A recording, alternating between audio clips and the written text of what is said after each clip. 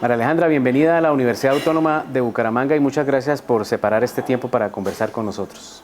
Encantada siempre de estar en Bucaramanga y más aún hablando con la UNAP.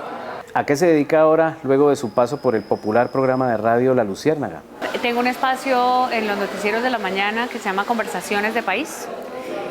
Quedó ese espacio un poco desde la campaña presidencial en la que quisimos generar una conversación entre candidatos de diferentes partidos, luego los candidatos con sus fórmulas a la vicepresidencia, luego entre primera y segunda vuelta un poco de quienes pensaban por una opción o por otra cuáles eran sus argumentos. Y se fue creando un espacio que no teníamos como presupuestado como tal, digamos, dentro de la misma parrilla de Noticias Caracol. Precisamente, ¿cómo fue trabajar en ese espacio tan icónico y tan emblemático de la radio en Colombia? Primero por su origen, por el apagón de Gaviria, así lo conocíamos, y porque, como dice su eslogan, combina la realidad y la ficción. Pues muy responsable, digamos, es una experiencia muy interesante. Cuando hablo de responsabilidad quiero decir justamente en entender el formato y de saber exactamente cuál es el papel que uno puede hacer ahí para la audiencia, ¿no? Fue muy interesante compartir además con un equipo increíble. Ellos tienen realmente hace 28 años están juntos, en algunos casos 26, pero es como todo está organizado así, ¿no? Es un enroque perfecto. Cuando uno llega allí empieza como a intentar saber por dónde va esto, si sirve, si no sirve. Muchas veces quise tirar la toalla desde el comienzo. Me daba mucho miedo enfrentarme a una audiencia tan fiel, que esperan tanto de quienes están en La Luciérnaga. Respeto muchísimo esa tradición y me parecía que era como entrar a la casa de alguien, ¿no? Y sentarse en la sala. ¿En qué va ese proceso de las escuchas ilegales por parte del Ejército de Colombia a usted y que fueron reveladas a raíz de un hackeo en el que fueron vulnerados nada menos que los sistemas de la inteligencia del Ejército colombiano? Bueno, va en que no hay decisiones de la justicia, no hay avance en las investigaciones. Hasta este momento no hemos ni siquiera ido a una audiencia, no se ha escuchado de ninguna manera en los dos procesos paralelos que hay en la Fiscalía, en la Procuraduría. Nada alrededor de esto, es como si hubieran desestimado esta investigación. A mí me interesa, primero, que retiren de cualquier archivo de inteligencia militar el perfilamiento. Y en segundo lugar, me interesa que no se repita, es decir, que se acabe esta presunción de culpabilidad que asumió la inteligencia militar sobre un ejercicio periodístico, porque no sabemos si esto continúa, hacia dónde va a llegar. Y ahora del otro lado, el capítulo de la amenaza a su vida por parte de alias Antonio García, del ELN, por una columna suya titulada "Nadie es eterno en el mundo". Me preocupa la cosa del entorno familiar y de la gente cercana, porque obviamente no solamente porque haya riesgos verdaderos sobre su vida, sino porque se genera un ruido muy incómodo alrededor de cómo actúo, cómo hago, qué hago en el colegio, le dicen a Lorenzo llega o no llega. Entonces, cada vez que hemos enfrentado cosas así, los periodistas asumimos pues lo que toca, seguir haciendo el trabajo, seguir viviendo la vida. Yo no he cambiado absolutamente nada. Tengo unos elementos, digamos, en general de seguridad, como de autoprotección que se hacen. Pero para el periodismo me parece que la lección es muy interesante porque primero los armados tienen redes sociales y entran en el debate nacional a propósito de las redes sociales, a pesar de que por este episodio se la cerraron, la volvió a abrir. Y segundo, tenemos que evaluar muy bien hasta qué punto, y yo la verdad lo quise hacer así, llevarlos a una conversación sobre los temas importantes y esenciales. A mí no me saque la conversación diciéndome que me puede matar. Yo sé que me puede matar. Es decir, el ilegal es él, dirige un grupo armado hace 40 años, pero el problema no es ese, demos el debate de la columna. ¿Se va o no se va a poner fin a la lucha armada por medio de una negociación política con el ELN? ¿O este es un intento más? María Alejandra, usted le ha hecho o ha seguido los diferentes procesos de paz que se han suscitado en Colombia desde hace por lo menos 30 años. ¿A cuántos muertos más estaremos de lograr esa anhelada paz en Colombia? Yo creo que estamos a tiempo todavía de no dejar que volvamos a echarle tierra por encima a este drama y a esta tragedia que está ahí presente, que lo registramos todos los días, con los asesinatos de los líderes sociales de los derechos humanos, con los asesinatos en combate de policías, incluso con el reclutamiento de los armados. Colombia no puede estar condenada simplemente a administrar el conflicto. creo que nos acostumbramos fue a administrar una guerra para seguir la vida común y corriente. Entonces aquí deberíamos hacer realmente un momento de reflexión y de pare para poder decidir que aquí esto no es ni de izquierda ni de derecha, que la vida no debería tener ninguna valoración ideológica ni política, pero que se sigue administrando como un problema más, es decir, como si tuviéramos los índices de manejo de la pobreza, ¿no? Así como asumimos, es más o menos como la guerra es igual. Hay una mano de obra calificada para la guerra, eso es impresionante. Usted no puede desconocer que en el país hay un montón de gente que va saliendo de unos grupos y los van reciclando otros, y hay gente que le queda más fácil armar un fusil que aprender a trabajar de otra manera o querer trabajar, pero también están pasando otras cosas con el escenario del proceso de paz que tampoco hay que desconocer. Sí hay gente que está dando el paso de la guerra a la paz y eso hay que valorarlo. Para usted esa etiqueta de la paz total, ¿eso en qué va y de qué manera pues los colombianos estamos leyendo justamente esa propuesta del gobierno actual? La paz total, primero, no la puede dejar el presidente Petro en manos de Danilo Rueda ni del ministro de Defensa. La paz total lo requiere a él y solamente él es el que es responsable, como ha sido siempre el presidente de la República, quien ha asumido los momentos en que han optado por un periodo, digamos, de confrontación militar o los periodos que han optado por una mesa de negociaciones. El país está esperando que Petro lidere esto, o que lo lidere o que lo acabe, o que lo cambie, o que lo dinamice, o que lo conduzca, pero que nos ponga un horizonte, porque en Colombia ya sabemos que los fenómenos de violencia se pueden salir con la suya, y en este caso el control territorial tiene de por medio una cantidad de comunidades y de comunidades vulnerables además, que son los que van quedando de por medio en este camino. Entonces aquí los trofeos de la paz se acabaron. ¿Muy prematuro para hacer un análisis del actual gobierno, del gobierno de Gustavo Petro, o los colombianos ya estamos contando los días para que su periodo termine y olvidarnos de ello?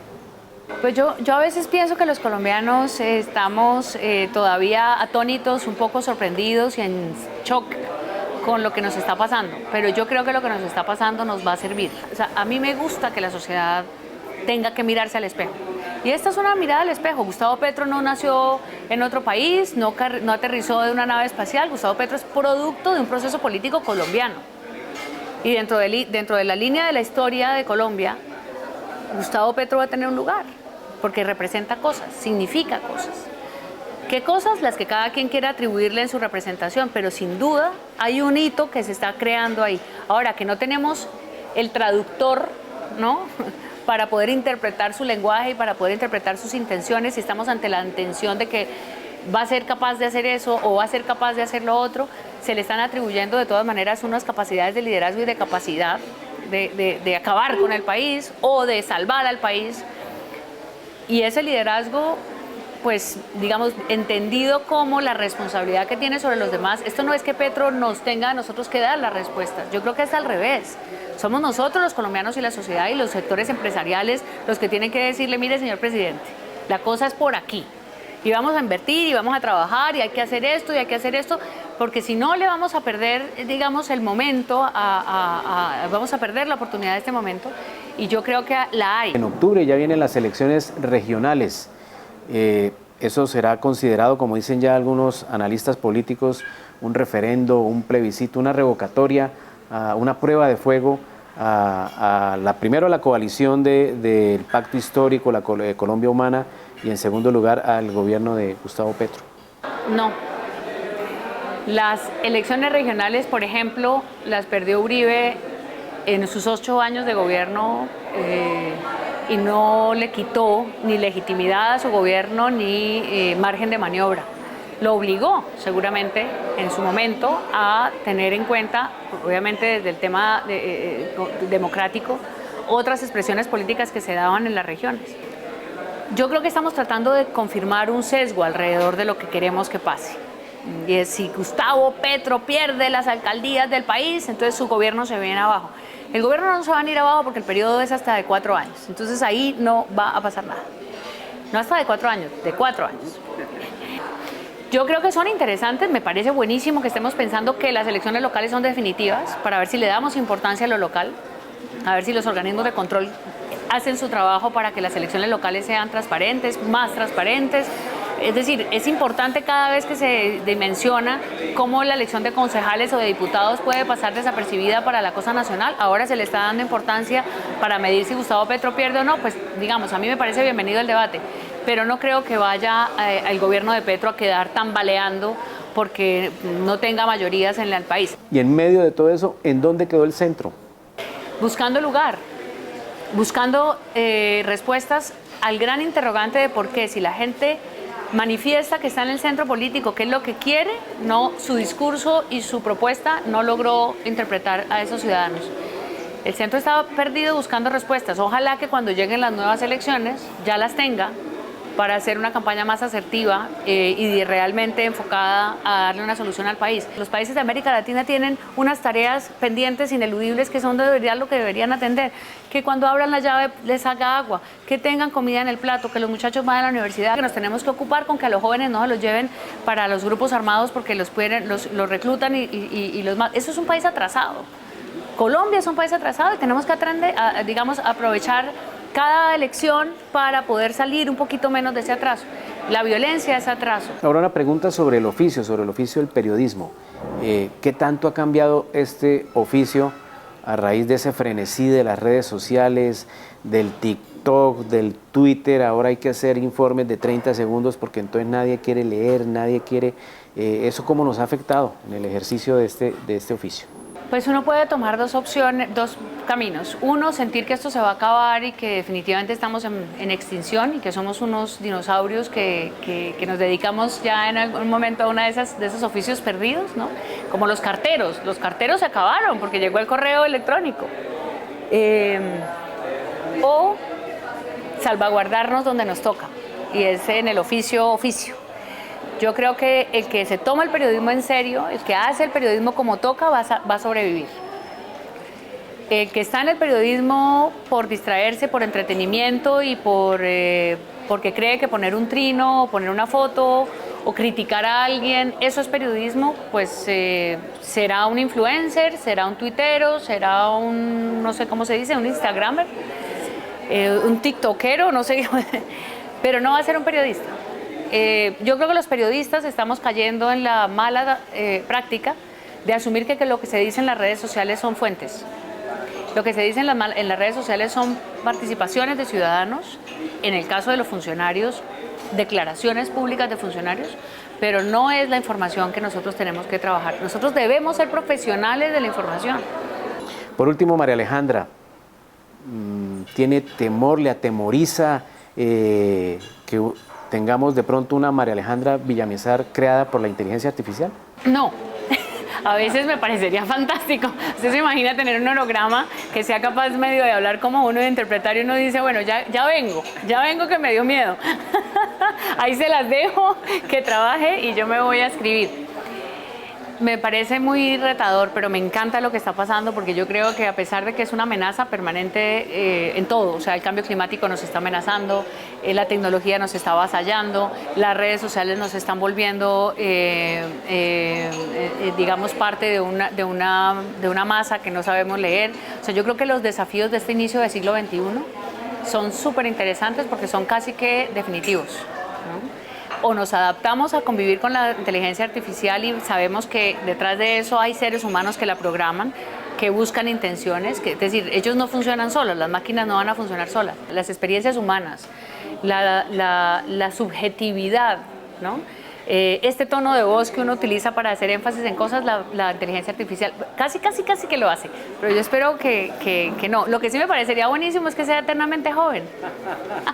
Alejandra, muchas gracias por haber estado aquí con nosotros. No, Luis Fernando, muchas gracias a ustedes. Eres tú, eres UNAV. Universidad Autónoma de Bucaramanga. Vigilada Mineducación.